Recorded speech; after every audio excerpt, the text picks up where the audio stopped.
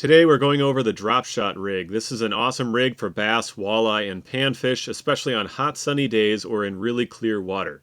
Your bait hovers above the bottom so you can keep your bait above plants or above a muddy bottom where your bait might sink in otherwise. A Dropshot rig uses a light wire hook and a plastic worm or minnow that's hooked right through the nose.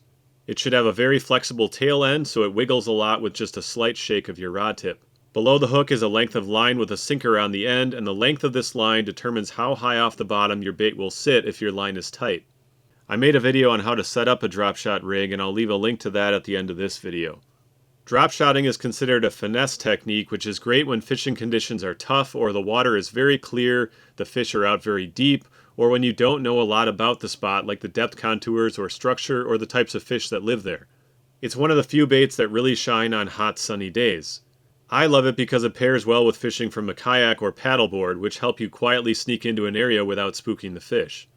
When you cast a Dropshot rig, you want to let it sink to the bottom right away. If you keep your rod tip up high, you can watch your line where it meets the water and it'll drop back toward you once the bait hits the bottom. I like to count to 3 after it hits the bottom and then tighten up my line.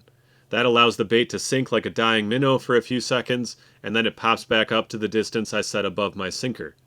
Most of your bites will come on this initial fall after you pop it back up or after you wait a few seconds and then gently shake the rod tip. I repeat that a few times and then I'll just recast if I don't get a bite by then. A bite will feel like a tap or tug on your line. If the tap is really light, it might just be a bluegill or perch biting the tail of your bait.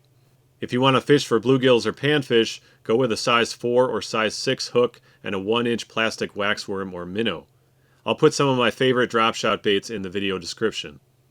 The best places to cast a Dropshot rig are near logs, docks, or rock piles or on the edge of vegetation.